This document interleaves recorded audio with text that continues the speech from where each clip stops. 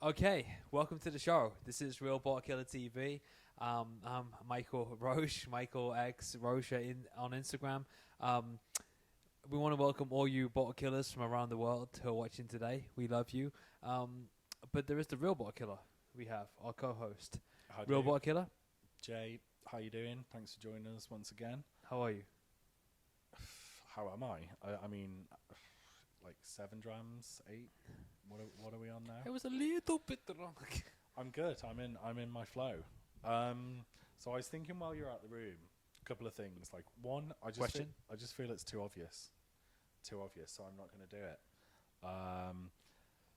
Now, I went for a weekend away with family, and my wife ordered a shop on Tesco's and sent a message to her. Is this a whiskey question or is this It will be. Agony Aunt? I can do both. I'm setting. I'm like that. Context, mate. Context. Sent a message to her family. Is there anything you want added to the Tesco shop? Her dad and her auntie, who is her dad's sister, both said orange juice with bits. Very specific. And then we came up with a game which was called Bits or No Bits. And the premise of the game was, can you tell just by looking at a person, do they like their orange juice with bits or without bits? So I'm going to name some people, and you're going to tell me what region of whiskey they would have, and then you're going to tell me why. So Okay. to kick things off, I mean, it's difficult. It's difficult with sports people because you kind of like, maybe they drink, maybe they don't. But an easy one, Jurgen Klopp. Oh, Jurgen's easy. He's a straight space side. Space side, why? He's just it's because we met a few Germans that love Jurgen Klopp, and we went to space side. But and they were literally the epitome of Jurgen Klopp. But I think Klopp is like a very simple man. Like he doesn't go above lager. Like he loves the Erdinger. I know. What space side would he have? Glenfiddich, Glenlivet. He's not a Macallan man, is he? He's No. I think he's just a good, solid. Like I think he is bougie in a way that he would get like a Glenlivet 18. But I think he's very. I don't think he tries to be mysterious. He doesn't try and be too crazy. I think he's very sort of. What you see is what you get. So yeah, I think a very high quality space side whiskey is Klopp. Boris Johnson. Oh well, he's.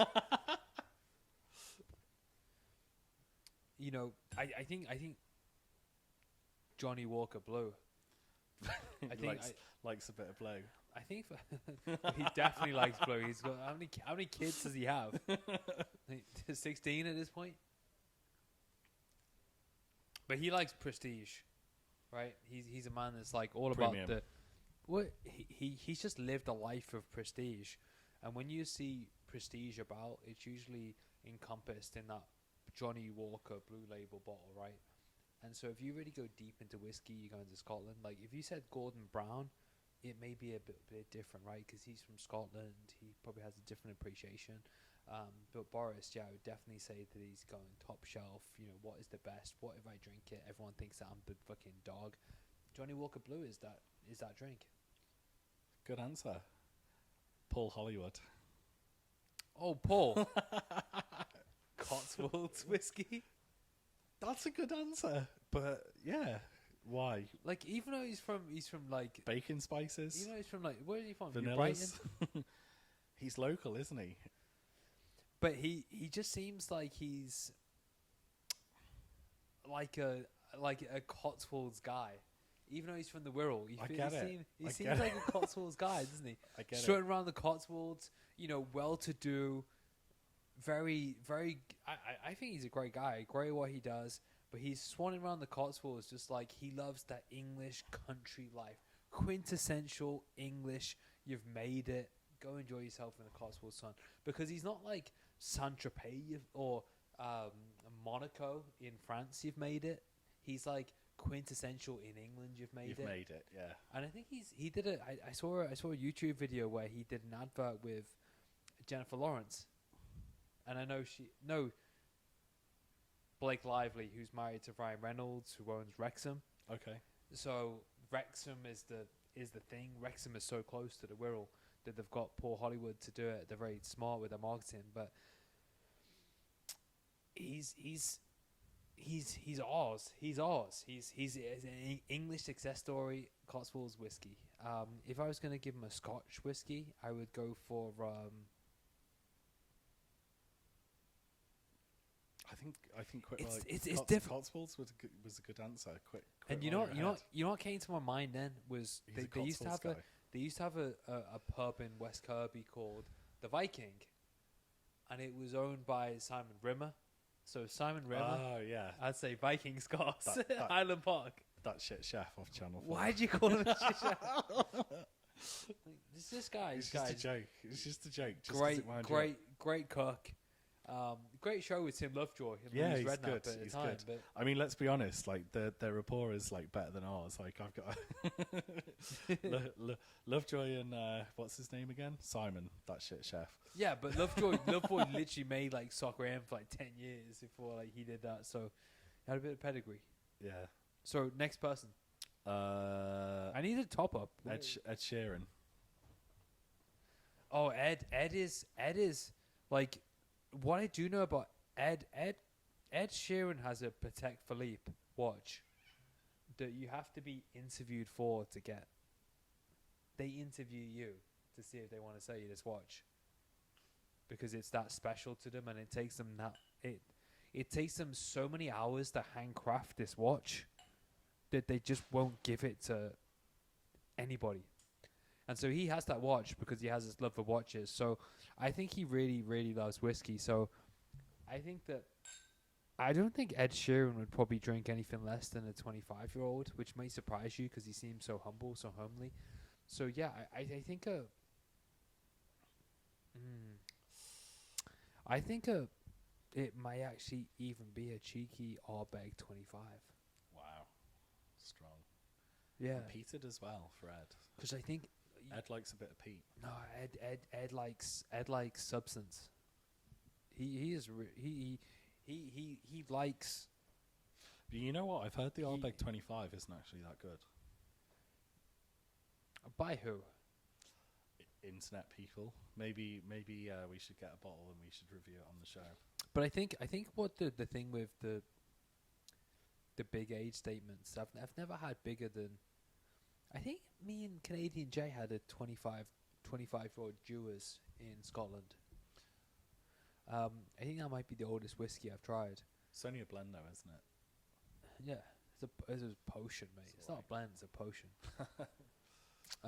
What about Farage? What whiskey would Farage have?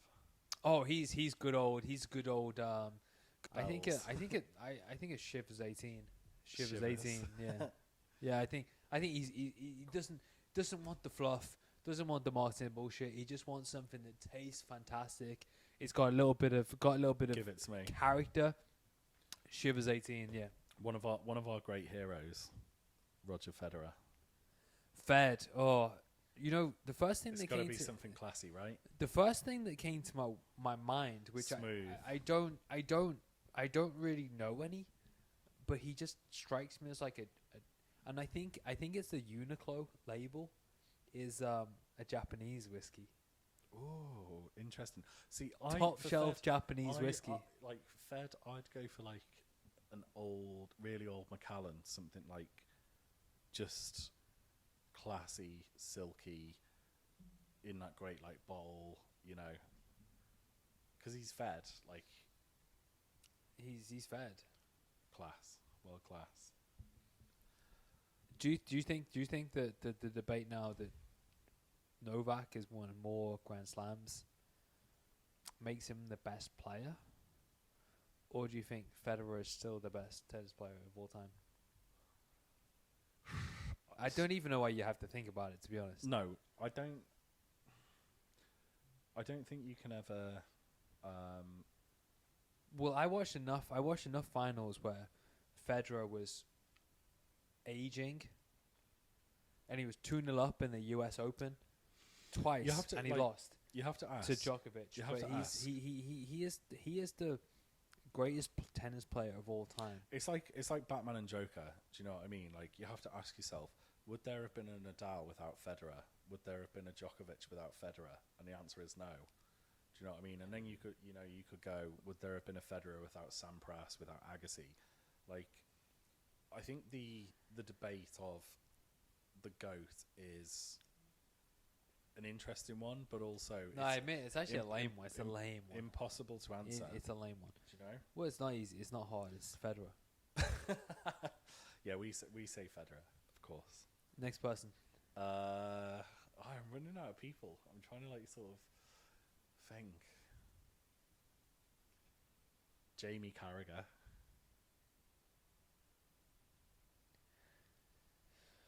I think he's like a Jack Daniels. no, okay. you know like a gentleman Jack or a Maker's Mark 46, Something like that. you know, it's just like the upper escalon of the of the bourbon, because I don't think even if you're Jamie Carragher you can't get Pappy Van Winkle, so he's not going to be drinking like Pappy's, but it'll be like just a whatever's not like £23, whatever the next one is, like the Maker's 46 would be what he does like a bourbon and coke guy. He does look like, but maybe he surprises us. What about Mr. Beast? Mr. Beast, he's got to be Pappy. Mr. Beast is buying. I don't want to even be on Mr. Beast's radar because he's going to be like, who are these two? Like, Mr. Beast is buying like he's buying the 50-year-old release of Johnny Walker. Like Mr. Beast like doesn't do anything by halves. the decanter. Yeah, Like crystal decanter. in the crystal decanter. Yeah, which is like $76,000. Mr. Beast buys that. Yeah, he's just a. You can't believe the level of like balling he does. I love it. And he's so innocent looking, isn't he? But he's like, yeah, he would do the full decanter. I love it. Here we go, another one. Let's get. I'm liking this conversation. It's good. I'm just like random people. Mr. Beast, Tony Bellew. Tony. He's a fucking Nice guy. He's a one that will like discover Glenfiddich 12 and talk about it to his mate like he's just like discovered Pluto. You know, like he is that guy. And like Tony, I've met him, lovely. Couldn't have been like the more of a lovelier bloke, but he discovers Glenfiddich and he's like, oh man, this whiskey is sound. Like when it's not with Coke, sound. And then but he's a Tony Bellew will be a Glenfiddich graduates to Macallan 12, Macallan 18 type of guy if he ever gets there. Like Coolio, I'll see you when you get there. if you ever get there. What about if he was still alive? What would Notorious B.I.G drink? Cognac. Yeah, but no, it's got to be a whiskey. Well, they asked me the other day. I was at Hawksmoor, and they said, "Do you want?" We ordered a Sazerac cocktail, Rye.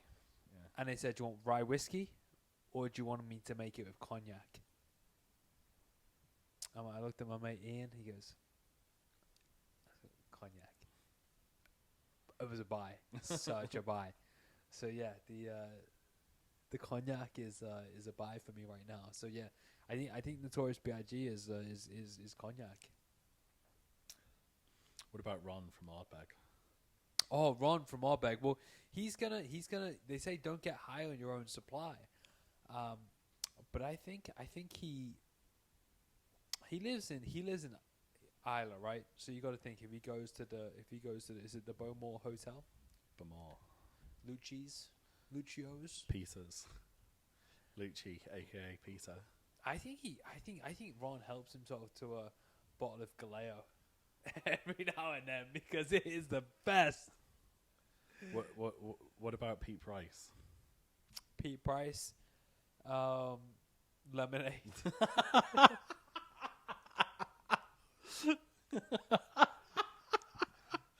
Why is that so funny?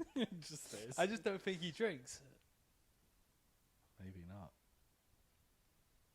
It wasn't even like a diss of it. I just don't think he drinks. It's just because it's Pete, isn't it? Just doesn't strike me as the person that drinks. Hello there, Peter. Because, you know, usually when you see someone that old that's like in the public eye, they're like red nose, whiskey face. He doesn't have that. He's just got like, looks pretty normal. So, where's Alex Ferguson? What does he drink? What do you reckon he drank? Because he obviously. Well, he is Scottish. He loved to isn't drink.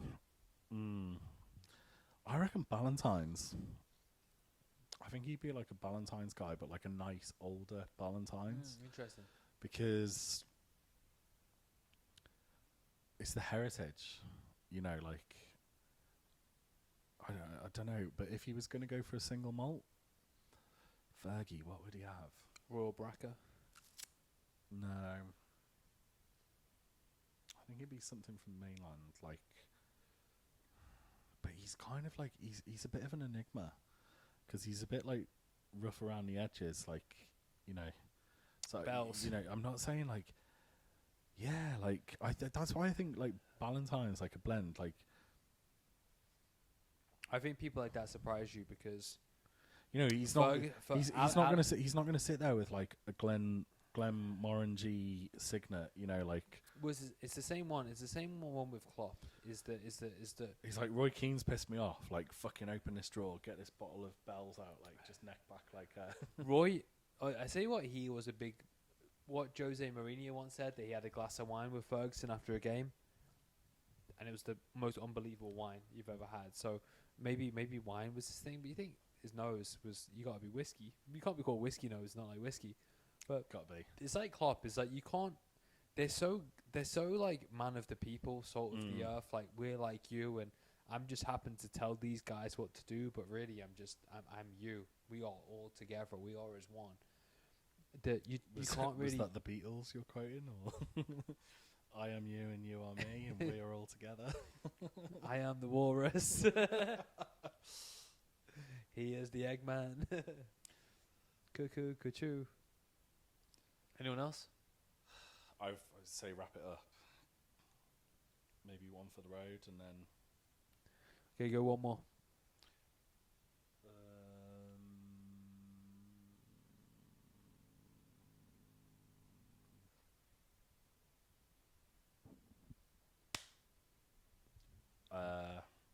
Frank Sinatra.